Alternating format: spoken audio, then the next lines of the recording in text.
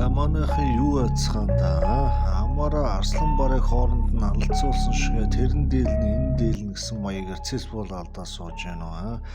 Монголын сошиал орчныг өнгөчөөд харж байхад ерөнхийдөө арслан бар хоёр зодтолтвол хэн дийлэх вэ? Тэрэн дийлэн тэрийг тэгэж алгацсан энийг ингэсэн чинь тэр тэгсэн гэсэн нэг тийм дэл сул одоо жижиг бичлэгээр бас тэг дүгнсэн янз янзын сэтгэл комент их байгаа учраас энэ бүх зүйлийг мухарлаж эв зүйд нь оруулахаар шинжлэх ухааны үндэстэй одоо тий арслан бар хоёр зодтолтвол хэн энийг ханган бавах вэ гэдэг нарийн ширээнийг өнөөдөр та бүхэндөө ярьж өгч гинөө гэсэн. За тэгээ цаг байгаагаа учраас маш товчхон жижигхэн хөөрхөн баримтуудыг хилээд явж идэг. Эцсийн бүлэгт дүгнэлтийг та өөрөө хувь хуваараа гаргана. Тэрнээс ш одоо хин нэгний хэлсэн барьсан одоо үдсэн харсан жижигхэн бичлэгээр бол ерөнхийдөө юм дүгнэхгүй шүү гэж хэлээд байгаа юм.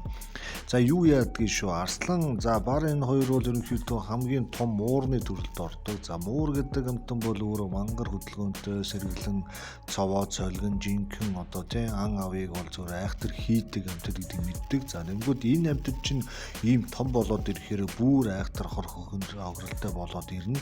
За араатныхаа арслан гэж яриад байгаа. Та бүхэн нөгөө Симба кино үзэж өссөн болохоор нэг ширэнгөө дотор төөрч болсон Симба гэдэг сөөлөд башаа. Яг үнэндээ арслан гэдэг амтан чинь ширэнгэн ойд амьдраад идэг ч юм биш. Африкт амьдардаг. Африкийн одоо тэр саванагийн элсэн цөөл одоо тийм тачирхан бут модтой тэр хэсгүүдэд ан өрөө хийж сүлжилдэж гүүж явдаг. Ер нь их модтой газар очдоггүй ийм амтан байгаа шүү нэгт. За хоёрт бар гэж нэг хөөрхөн амтан байгаад байгаа. За энэ бар гэдэг амтан чинь жүнгөл буюу одоо энэ энтхийн юм уу Пакистаны ийм ширэнгэн ойд одоо ажиллаж амьдардаг. Тэ 5-10 цаасаа хийчээр ганцаараа бас ан өрөөгөө хийдэг. Ганц дайчин ганцаардахгүй гэдэг тийм стилтэй амтан.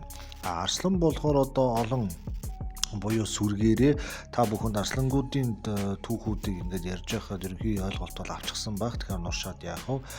Багийн тоглолт хийдэг. Тэгэхээр энэ хоёр амьтан хоорондоо хэрвээ тулвал хин хэнийг ханган бавж одоо тэ цус гарсан, гал гарсан тулаан гарах вэ гэдгийг манай монголчууд их аль дээрээс хойш сонирхоод байгаа. За яг энийг ингээд задлаа тайлбарлаад явхад бол биеийн харьцуул, жингийн харьцуултаас эхлээ ярих нь бол зүгээр гэж бодож байгаа. За би бар гэхдээ да энэ тхийн бар ч юм уу тийм бар биш. Та бидний хамгийн сайн мэддэг Сибирийн ба юу Амурын хамгийн том одоо бараар одоо жишээ авч ярэ. За Амурын бар одоо хамгийн нас бий гүйцэн лаг бар нь бол 2-3 метрийн урттай байж байгаа. За тэгээ 300-аас 350 кг жинтэй ийм айхтар хүчрэхэг одоо бар байдаг.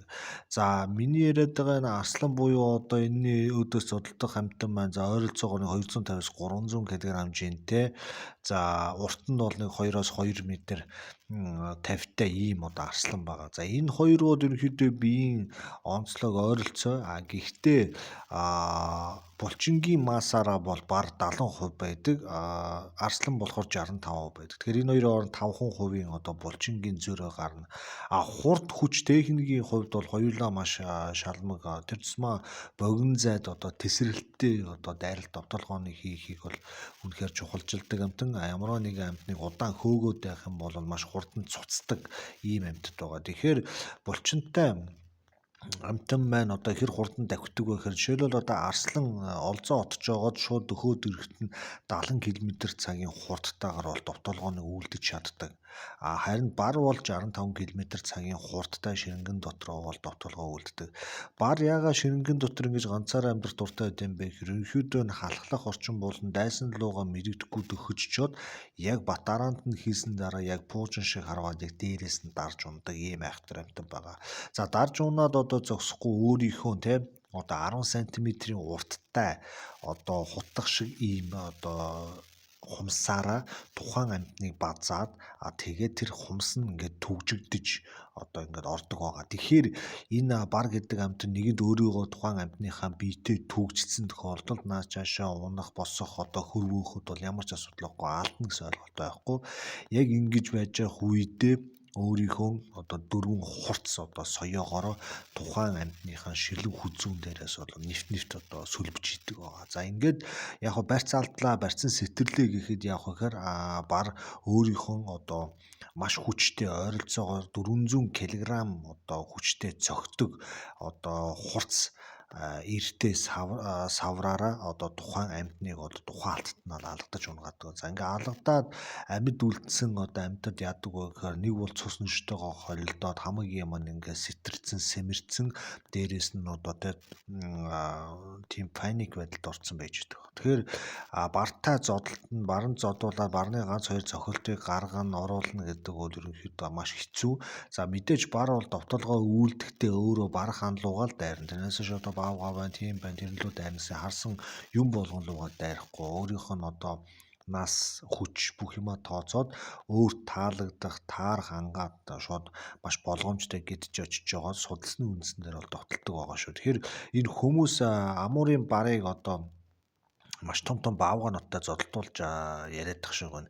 Тэр нөгөө бичлэг дээр байгаа тэр зүйлүүд чинь болох нь жижиг хэмжээний одоо гөлгөн бамбрууш гэдэг юм уу те эсвэл нэг дөнгөж дунд насны өсвөр одоо баавга эднэр дээр бол одоо юм баавгаалаас сурцсан амуурын бар бол илэгдэн наадаж одоо те тухайн баавгыг бол барьж идж байгаа тийм зүйлүүд бол гарна. Тэрнээс нас бий гүйцэтгэсэн одоо 1 тонн орчим жинтэй байгаа ийм баавгаатай өөрөө 300 кг-тай бар тэгээд ан ман үзэлцээд гэдэг тийм гэж байхгүй. Тэгээд янз янзын тийм зодонуудын дүүг одоо яриад байна. Тэгээд энэ бүх зүйлийг мухарлаж байна. За арслан бол ингэдэм аа. Арслан бол өөрөө маш богино зайд одоо алдсан. За тэгээд зарим том ангуудыг тэр тусмаа одоо одос үхэр бол одоо арслангийн хамгийн том зодооны одоо тренер байгаа. За одос үхэр ойролцоогоор 700-900 кг жинтэй. Арслан өөрөөсөө 3-4 дахин хүнд жинтэй амьтантай одоо өгөө аваад үзсний хүчин өөрөөсөө хүнд жинтэй амьтантай зодтолдох тактикийг бол нэлээд сайн боловсруулсан байж идэг. Тэгээ ингэж боловсруулахдаа багаараа буюу өөрийнхөө эрсдлэнгүүдийг болон залуу арслангуудыг одоо дагуул тулдаанд ордог учраас оюун ухаан сэтгэх бодох чадвар бол маш өндөр байдаг. Хин барчин болохоор ганцаараа соло тоглолт хийдэг учраас бас айхтар ингэж бар шиг арслан шиг бол сэтгэж одоо юм команд үүсгэж бол чадахгүй. Гэхдээ энэ хоёрын тарихыг харьцуулаад Америкийн эрдэмтэд судлаад үзэхэд бол ямар нэгэн онцгийн тийм ялгаа байхгүй байна гэдгийг бол гаргасан байна. Гэхдээ бар гэдэг амтан арслангаас илүү ухаантайч биш, дутуу ухаантайч биш гэсэн тийм ойлголтыг бол харуулад байгаа. Ерөнхийдөө тэгээ юу яана хүмүүс энэ бар арслан хоёрыг хооронд нэг сайхан цус гартал зодтолдуулахыг хүсээд байгаа шүү гэн.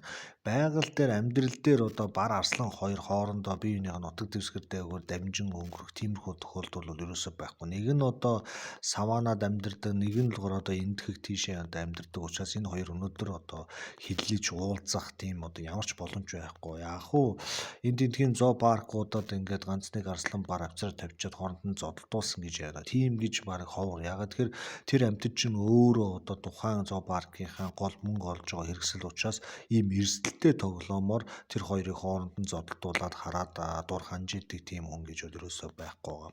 За ганц нэг зохилтсон тийм үйл явдлууд бол гарч байгаа. За тэрнээс биш явдал ингээд цуснаж асгартал үзээ. Тэгээ нэг нь үхээд нэг нь одоо бэртэж шаргацсан юм бол одоо байдаггүй.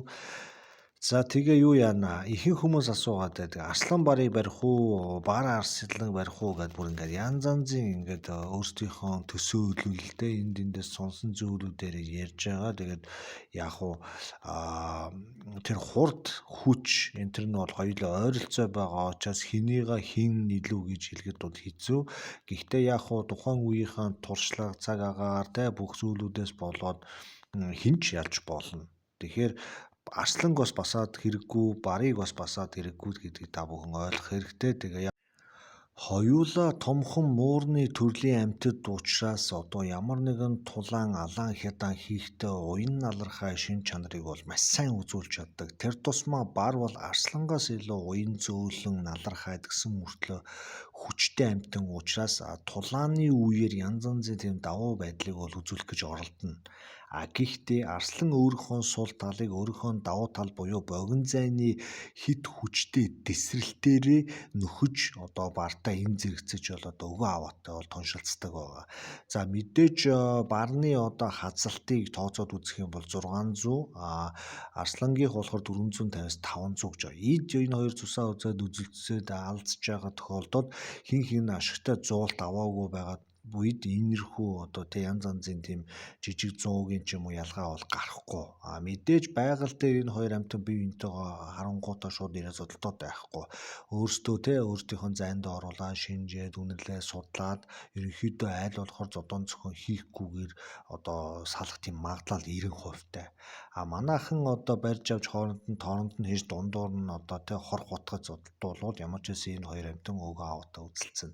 Миний багцаалж байгаа бол яг хуу тарих толгой илүү өндөр хөгжсөн тактикийн одоо илүү боломжит хувилбартай гэх юм бол Арслан байгаа даа. Гэтэл одоо тэр хүчтэй савруу тэрцмүүд энэ барын савруу бол маш булчинлаг бөгөөд маш олон төрлийн одоо нарийн мэдрэлийн булчингууд бол одоо ингэ холбогдсон байдаг. За тэгээд маш хүчтэй одоо савар зохиох дээрээс нь тэр 10 см эртээ хутгах шиг одоо юу гэдэг 5 одоо юм хуруутай байлаа гэхэд 5 хуруунда 5 претэг зүгдсэн юм шиг. За претэг болыг бол цаасны хутга ингээд зооцсон юм шиг тийм хүчтэй одоо алгадалтыг өгнө гэсэн үг.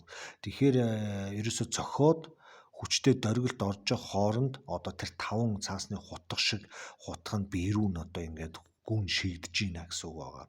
Тийм учраас одоо энэ бар Арслан хоёрын одоо тулааныг одоо монголчууд та бүхэн холоос харах хэрэгтэй, ойроос харах хэрэггүй. Үнэхэрийн одоо гал гарсан, цус усарсан амар алаан хятад болох нь бол одоо ингээд нүдэнд чинь бол багцаалагдаж харагдсан байх.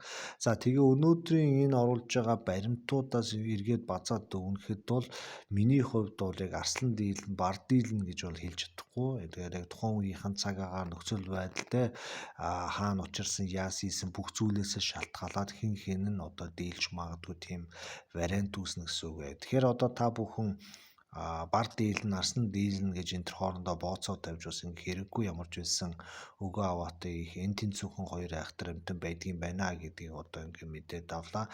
За тэгээд дараагийн оруулах гой бичлэгүүд дээр энэ Арслан бар өөр амьтдын хоорондын тулааны одоо наануу цаануу тэр нарийн ширээмийг бол ингээд задлаад детальчлаад яриад явчин. Тэгээд гой түүхүүд суугтаа нэрэ цайны мөнгө хандив өргөөд байгаа энэ хүмүүст бол үнэхээр их баярлж байгаа шүү. 30,000, 10,000, 2,000, 8,888 гэх мэт янз янзын ийм гой мөнгөн дүнгууд явуулж байгаа та бүхэнд бол үнэхээр их баярлж байгаа. Тэгээд хүн тус бүрээр нь баярлаа гэж хэлж чадахгүй байгаа учраас орж байгаа энэ пост болгоныхоо 10 хүртэн та хэдийгээс хэлээд баярлаа гэдгээ бас мэдэгдээд явъя.